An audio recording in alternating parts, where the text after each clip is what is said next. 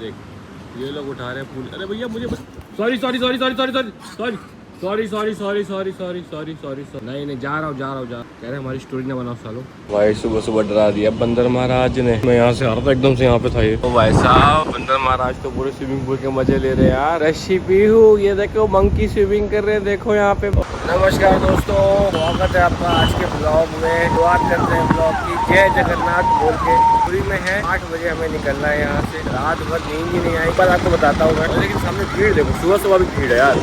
लोग सुबह सुबह नाश्ता भी कर रहे हैं यहाँ पर, लेकिन गजब भीड़ है यार।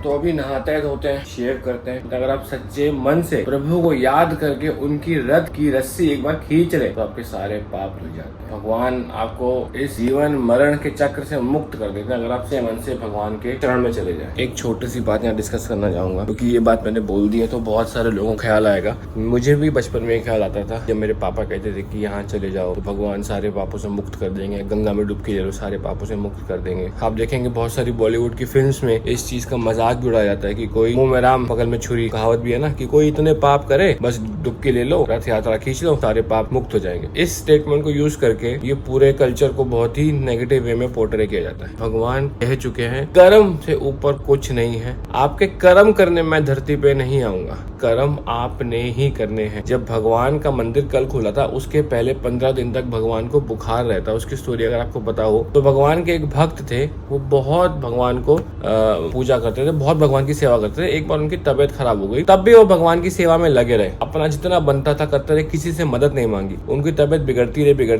रही। भगवान से ये देखा नहीं गया कि उनके भक्त की तबीयत इतनी बिगड़ रही है, भगवान खुद ही आ गए उसकी सेवा करने। फिर जब उसको पता चला कि ये तो मेरे प्रभु है जो मेरी सेवा कर रहे हैं, जो मेरे पैर दबा रहे हैं, जो मेरे को प्यार दुलार कर रहे हैं, तो उसने भगवान से कहा प्रभु आप तो इतने शक्तिशाली है, पूरे जगत के नाथ हैं, आप मेरा ये जो बीमारी है, जो बुखार है, आप इसी को ठीक करते थे, आप मेरी सेवा क्यों कर रहे हैं? कहते हैं जो तुम्हारे भाग्य में है, जो तुमने कर्म किए हैं वो तो तुम्हें भोगना ही पड़ेगा। मैं इतना कर सकता हूँ, जो बचा हुआ उनको बुखार था ना वो भगवान ने ले लिया। और इसीलिए आज तक मानते हैं कि इस रथ यात्रा के पहले 15 दिन तक भगवान को बुखार रहता है, उनका इलाज चलता है, उनको अलग अलग तरीके के खाने दिए जाते हैं। थोड़ा बहुत अगर स्टोरी में त्रुटि रह गई हो तो मुझे क्षमा करें, बट हाँ मोटा मोटा यही है। बताने का भी मकसद ये है कि कर्म आपके कोई नहीं मिटा सकता। अगर आपने दुष्ट कर्म कर दिए हैं तो उसका फल आपको मिलेगा ही मिलेगा, इस जन्म में नहीं, अगले में नहीं, उसके बाद हो सकता है 50 जन्म बाद मिले, लेकिन जो कर्म आपने कर दिए उसको तो भुगतना नहीं पड़ेगा। तो जब ये बोलते हैं कि भगवान को सच्चे मन से रस्सी खींचिए, आप सच्चा मन मतलब अब आपका मन पवित्र हो गया है और आप अब दुष्कर्म नहीं करेंगे, उसमें टर्म्स एंड कंडीशंस अप्लाई होती है, ठीक है। ये नहीं कि कुछ भी करते जाएंगे भगवान फिर भी आपको सब माफ कर देंगे। नहा चुके हम, अब ये काम करते हैं, शेव कर लेते हैं। जहाँ हम जा रहे हैं मेरे को बोला था कि यहाँ पे आप रिचुअल है, वहाँ पे स्पेशल कपड़े देंगे, धोती वगैरह जो भी वहाँ के पुजारी पहनते हैं वही पहन के हम जाएंगे। सर एक शेविंग वाला भेज देंगे प्लीज, 504 में जल्दी भेज देंगे, धन्यवाद। जो मेरा डिस्पोजेबल रेजर था उससे हुआ नहीं ठीक से, आधा मतलब अभी थोड़ा जल रहा है क्योंकि वो ना दाढ़ी में शेव करता नहीं। तैयार हो चुके हैं, नहा धो लिया, शेव कर लिया, एवरीथिंग इज रेडी, नंगे पाँव ही जाएंगे।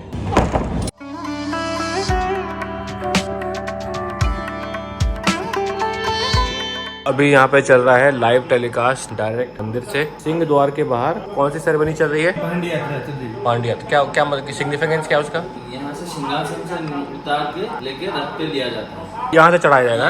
ये लकड़ी का जो कहते हैं सीढ़ी बनाया जाएगा, ये बना दिया गया। अभी हम ये पहनने वाले हैं, ये धोती। आपका नाम क्या है? नारायण है। ये बड़े बेटे हैं। आप थोड़ा सा इंट्रोडक्शन दीजिए अपना, दोनों भाइयों का और पिताजी का। मेरे पिताजी का नाम लोकनाथ महासुर है। हम मंदिर के भोग रांधने वाले उसके मेन है। वो हम जो बोलते हैं आपके लैंग्वेज में मास्टर शेफ जो बोलते हैं, मास्टर शेफ। हाँ। मास्टर शेफ, हमारा घर मास्टर शेफ। आपकी फैमिली का ट्रेडिशन है मंदिर में जो भी खाना बनता है, चाहे भगवान के लिए चाहे भक्तों के लिए, तो आप बनाते हैं, पहले जाते हैं, भोग लगाते हैं, समर्पण करते हैं, उसके बाद जो सेवाएं ठीक। तो अभी मैं इनके यहाँ तैयार हो रहे हैं, ये ड्रेस पहनेंगे और आज हम करेंगे क्या, थोड़ा लोगों को बताइए। भगवान जी के पास आप भगवान जी के साथ दर्शन भी कर सकते हैं, भगवान जी के पास रह भी सकते हैं, और रथ के टाइम, रथ यात्रा के टाइम आप जब निकलते हैं अब उसके पास भी रह सकते हैं। तो जब मैं यहाँ पे पे आने का प्लान था। 2 दिन पहले मेरा प्लान बना और मुझे कोई बुकिंग नहीं मिल रही थी, फ्लाइट भी ऑलमोस्ट फुल थी, कोई होटल नहीं मिल रहा था। तो जो मिला मैंने करा लिया। तो मुझे लगा यार अब जो है भगवान बुला रहे हैं, जैसा होगा दर्शन करेंगे। बट इतना अच्छा हो गया, लाइक भगवान ने सोच के रखा था कि तुम यहीं जाओ और इन लोगों से मिलो और फिर मेरे पास आओ। धोती पहननी है, बिल्कुल ऐसे ही लगेंगे हम भी। नीचे धोती और ऊपर ये है। अच्छा, तो ये है यहाँ के राजा जो कि जब रथ यात्रा शुरू होगी तो उस पे झाड़ू लगाएंगे। ट्रेडिशन है जो कि सालों से चला आ रहा है, जो एक फैमिली है वही चला आ रहा है। तो जिन राजा ने मंदिर बनवाया था तो उन्होंने जगन्नाथ प्रभु से वरदान मांगा था उनको बेटा ना हो, क्योंकि बेटा हो जाएगा तो उनको घमंड आ जाएगा कि मंदिर हमारा। इनको भी आज तक बेटा नहीं है। जो बेटा होता है वो अडॉप्ट करते हैं, लेकिन तब से वो चला आ रहा है कि बेटा हुआ ही नहीं।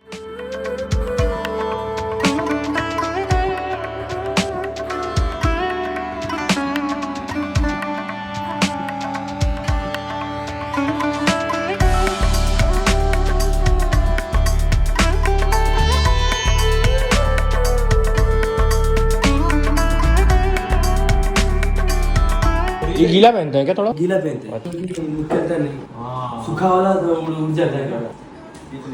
इसे छोटा कर दीजिए, एक तरफ छोटा ऐसे करके छोटा एक तरफ बड़ा करके करके। बड़ा करके इसे अच्छा एक तरफ छोटा रहेगा। वाह।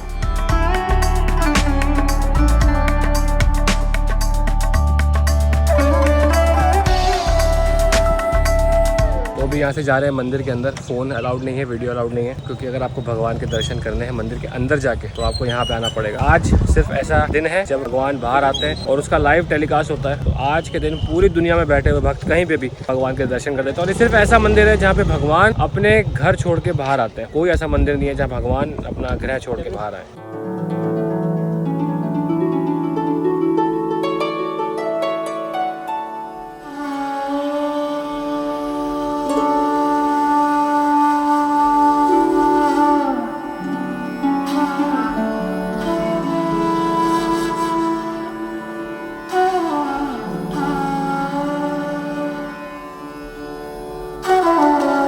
भगवान बलभद्र अभी बाहर आ चुके हैं। हम लोग मंदिर में थे, ये है सिंह द्वार। बलभद्र जी के पीछे खड़े थे हम और फिर हमारे पीछे सुभद्रा माता थी और जगन्नाथ भगवान सबसे लास्ट में आएंगे। तो सबसे पहले इनको रथ में विराजमान कराया जाएगा। ये है बलभद्र जी का रथ, ये यहाँ पे विराजमान होंगे सबसे पहले।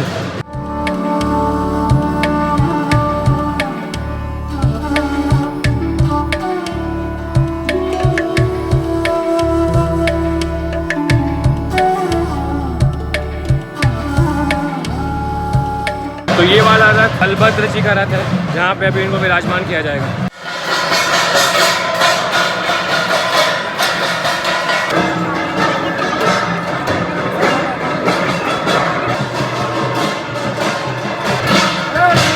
भगवान बलभद्र अभी अपने रथ पे चढ़ने जा रहे हैं और ये जो हिल रहे हैं ना, ये इनको हिलाया जाता है। ये पूरा लेफ्ट राइट आगे पीछे होके अपनी लीला करके अपने रथ पे चढ़ते हैं।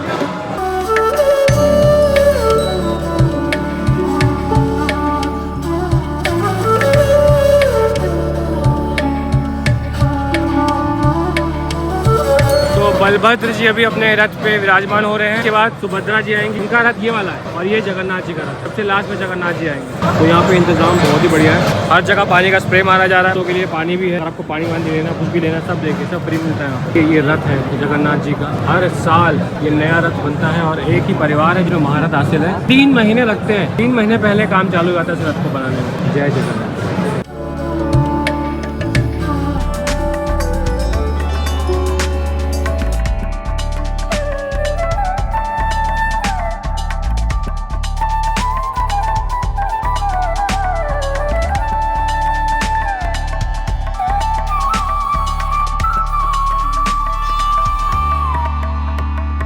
देखिए भक्तों के ऊपर पानी मारा जा रहा है ताकि गर्मी से राहत मिले।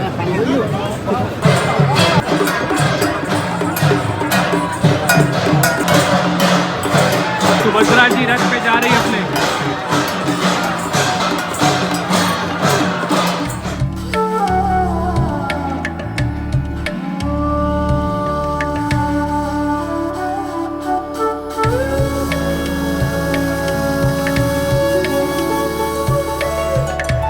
अभी सिंह और से जगन्नाथ जी आने वाले हैं, सब लोग उसका इंतजार कर रहे हैं। जय जगन्नाथ।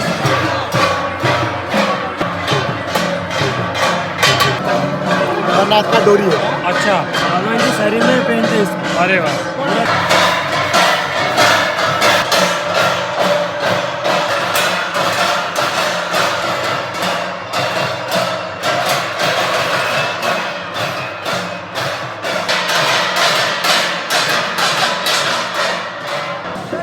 भगवान आने वाले हैं। मैं तो कुछ बोल ही नहीं पा रहा हूँ, शब्द नहीं है मेरे पास। मतलब भगवान के इतने करीब मैं एक दिन आ पाऊंगा, किस्मत है मेरी।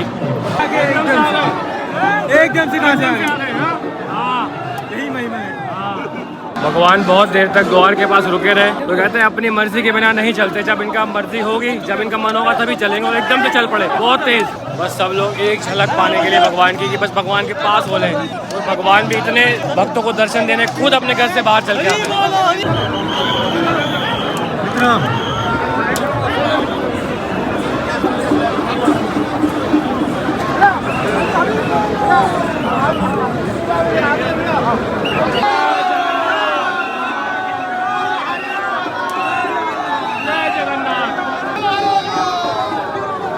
भगवान अभी रथ पे जा रहे हैं, अपने रथ पे देखिए भक्तों की भीड़ देखिए।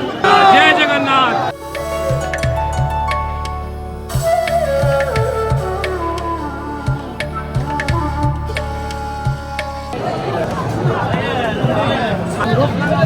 नीचे पूरा पानी रखा गया है ताकि गर्मी से राहत मिले, और सही में बहुत ठंडा लग रहा है इसकी वजह से। अगर नीचे पानी ना होता तो यहाँ पे भक्त खड़े भी हो सकते थे, इतनी गर्मी है। अपना रथ एक बार दर्शन कर लेते हैं, बालभद्र जी का।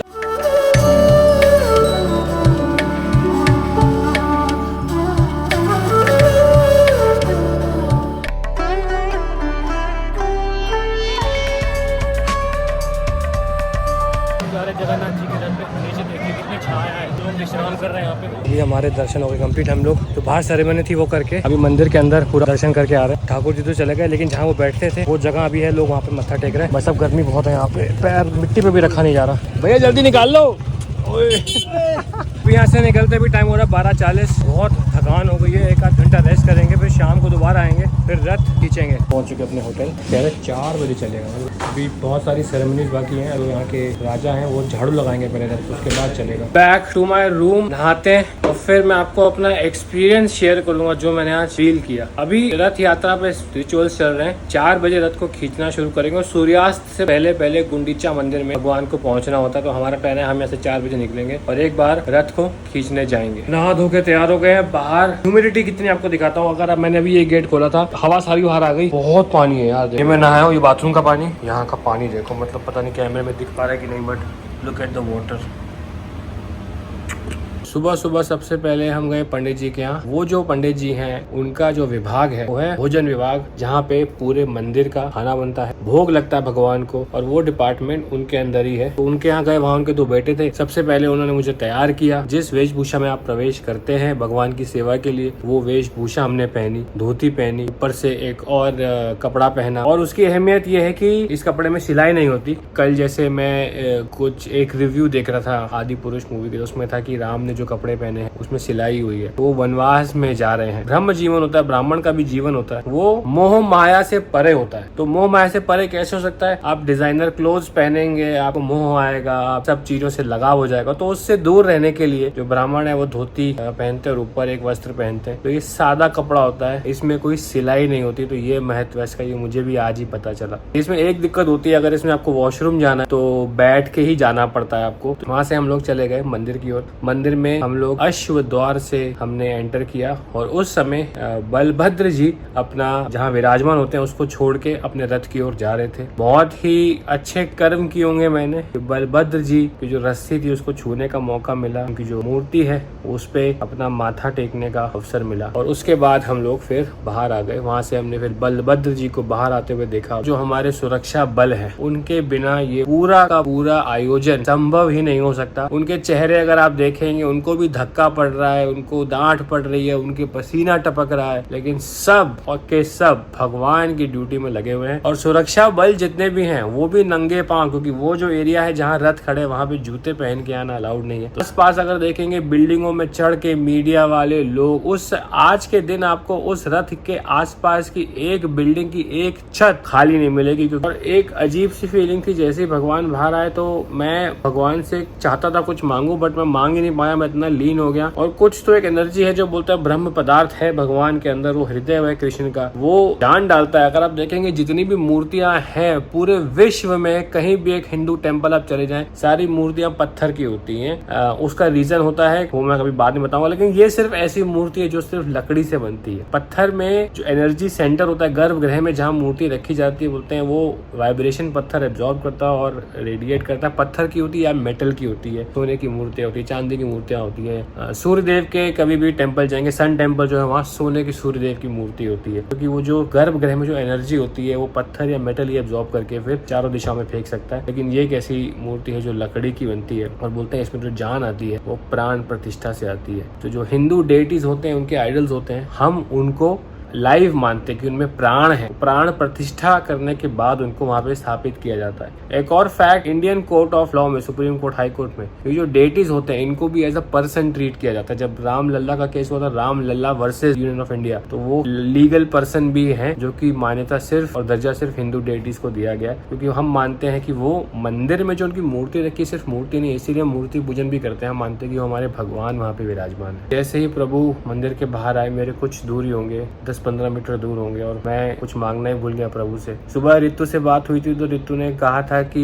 प्रभु से तुम मिलने जा रहे हो, गौरव बन के मत जाओ। मुझे लगा था मैं भगवान से अपने लिए, अपने माता पिता के लिए, अपने बीवी के लिए, अपने बच्चों के लिए मांगूंगा, ऐसा मानूंगा कि वो भी मेरे साथ खड़े हैं और हम सब लोग भगवान से प्रे कर रहे हैं। लेकिन फिर रितु ने कहा नहीं, तुम गौरव बन के जाओ ही मत। भगवान से तो आत्मा का मिलन होना चाहिए और ऐसा होना चाहिए कि आप जब ये शरीर छोड़ो तो आपकी आत्मा परमात्मा में मिल जाए। तो मुझे बहुत सही बात लगी। तो फिर मैं बस अपनी आत्मा से ही मान के भगवान से बात कर रहा था, और जैसे ही भगवान मेरे पास से गुजरे, आप यकीन नहीं मानेंगे मेरे को क्या फीलिंग हुई। मेरी आंखों से टप टप टप टप आंसू निकलने लगे। वो फीलिंग मैं बयान ही नहीं कर सकता। कुछ आंसू थे, कुछ पसीने थे, मिक्स हो गए। तो अच्छा भी था, आसपास बहुत लोग जानने वाले थे, किसी को पता नहीं चला, लेकिन वो एक बहुत ही अलग फीलिंग थी। फिर एक मौका मिला तो पीछे से गए, जो भगवान की प्रतिमा है उसमें माथा टेका। वो सबसे मेरे लिए जो कह सकते हैं जो मैंने कमाया है जिंदगी में, वो एक पल था जो मैंने कमाया है। और भगवान का बुलावा था कि यार भगवान किसको बुला ले पता नहीं, बस भगवान ने कहा कि मेरा पुत्र तो आज मुझसे मिलके जाएगा, तो मैं भगवान के पास चला गया। लेकिन बहुत ही अच्छी फीलिंग आई जब भगवान का माथा टेका, तो यहाँ पूरा जलने लगा पूरा यहाँ पे ना, क्योंकि वो भगवान को कपूर और बहुत कुछ लगाते हैं, तो वो जब यहाँ पे लगाया तो काफी जलने लगा भी, तो ठीक है। लेकिन वो बहुत स्ट्रॉन्ग होता है और वो बहुत एनर्जी देता है। भगवान आए, भगवान को फिर रथ पे चढ़ाया गया। काफी मेहनत लगी। बोलते हैं कि जो लोग चढ़ाते हैं रथ पे उसके बाद उनको जो है कुछ ठंडा खाना होता है, क्योंकि उनके शरीर में भी वो गर्मी प्रवेश कर जाती है और बहुत हैवी होता है वो। वैसे वेट वाइज नहीं, बट आप भगवान को उठा रहे तो वो बहुत हैवी होता है। उसके बाद रेस्ट करना बहुत जरूरी होता है। मुझे भी बहुत थकान होगी, अभी थोड़ा सा रेस्ट करेंगे। भगवान को रथ पे बिठाया। अभी और सेरेमनीज और रिचुअल्स चल रहे हैं। जब भगवान प्रस्थान करेंगे यहाँ से गुंडीचा मंदिर की ओर, जो कि 3 किलोमीटर है, यहाँ के जो राजा हैं, जो फैमिली जिन्होंने मंदिर बनाया था, उनकी जो लीनियज है, जो मैंने बताया था आपको कि उनके घर में कभी बेटी नहीं, क्योंकि उन्हें वरदान मांगा था, वो झाड़ू लगाते हैं रथ के ऊपर एंड उसके बाद रथ चलता है। ऐसी और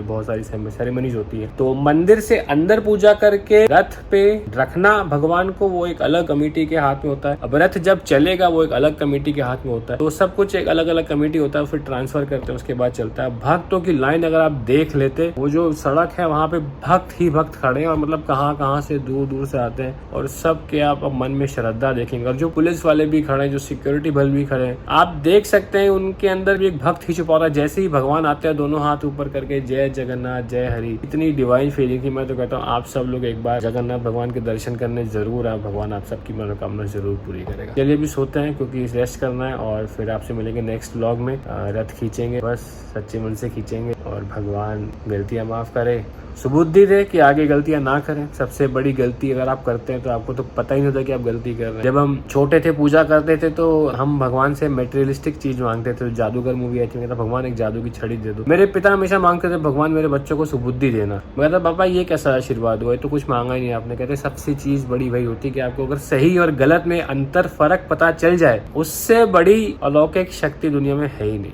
मिलते हैं आपसे।